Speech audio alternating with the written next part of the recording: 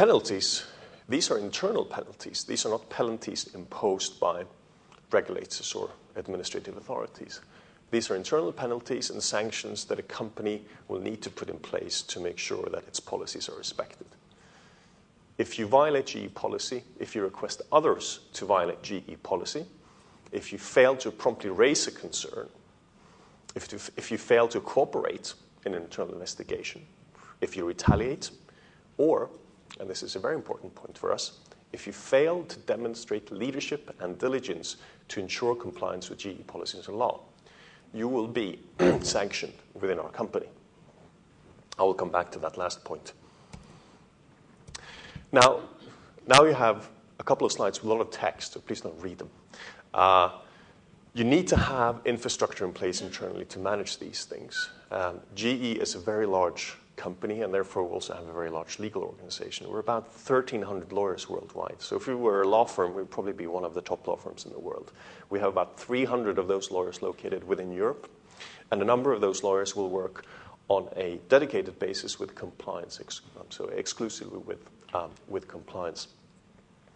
We have a number of affiliates, a number of business divisions, and the legal employees, the compliance leaders, will report not only to the CEOs within those companies, but also up to corporate general counsel. And the reason for that is that we are consistent throughout our organization.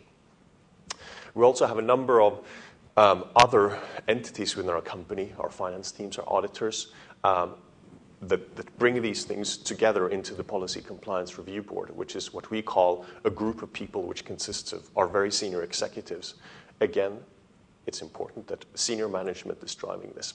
It rests, actually, the ownership of compliance rests with our business leaders. We are simply there to help as lawyers. So, how do you do it?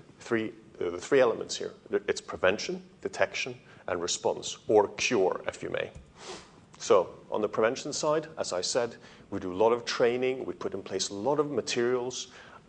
We have e-learning. We have in-person sessions. I train a lot of people in our company everywhere in Europe. And we have websites that contain all of these materials, contact details. So if you have an issue, if you want to analyze something, you see a red flag, you know where to go, you know where to find the answer, and if competition law is complex, and if it's a complex question, then the first thing you do is you go to your legal in-house counsel or designated external counsel. We also do annual risk assessments, and we try to identify if there are risks that we should be focusing on specifically year by year, if it's sector-specific or it's something different. So detection then. Well,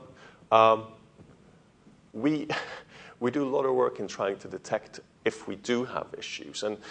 And I'd like to focus simply on one thing here, and that is actually in the M&A context. And a number of you will either be in-house or external and been involved in M&A deals. You need to be very, very thorough when you buy companies so you don't buy a cartel participant or a company that has received state aid that has been illegal, or a company that has conducted itself inappropriately in other ways. You need to ensure that you capture that in due diligence so you don't buy a problem. Even more important is the integration of that business if you then end up acquiring it, because then you will have full access, obviously. But there is no grace period. So if you buy a problem every day, every week, every month, you haven't found out about it, you're going to be liable for it as the new owner, right? So it's extremely important to have proper due diligence and very, very quick integration processes with compliance as a key element of that. And on the response or the cure side, you have to act promptly. If you have an issue, you need to be very, very quick in fixing it. If need be, you may need to approach regulatory authority, competition agency, to discuss the issue that you may have if you can't fix it internally. But prompt and appropriate action is really key if you find that you have a problem. So coming back to the point that I raised a couple of minutes ago, it's not only employees who actively engage in misconduct that we will, putting it mildly, be upset with. We also extend our response to those leaders within our company that have been unable to build a culture of compliance. So they have failed to build a culture of compliance where such misconduct is either accepted or failed to be noticed. And we have terminated employment for very senior people within our company where our auditors, our auditors have found that there have been no issues of substance, no problems within those companies or affiliates, but that there hadn't been a sufficient level of focus on compliance. They hadn't put the infrastructure in place, the compliance people, and the lawyers in place, and hadn't fostered that culture of compliance that we felt as GE that person should. And that is a violation of our policy. Now, prevention is certainly better than the cure. So try to avoid getting a cold. Be healthy. Eat lots of fruit and vitamins. And exercise regularly. That's what I'm told. Now, if you do get a cold, then go to your house doctor quickly and see if there is a serious problem with your health. Now, if the doctor tells you that you might actually have to do something about it, then get a cure quickly.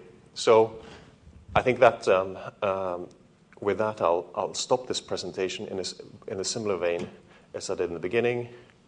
Okay. By visualizing. Okay, sweetie. Open wide and say ah. By the way, the Dubrovnik Symphonics played this yesterday in the Rector's Palace during our beautiful dinner, but so we missed it. Not this TV ad, but Beethoven's Night.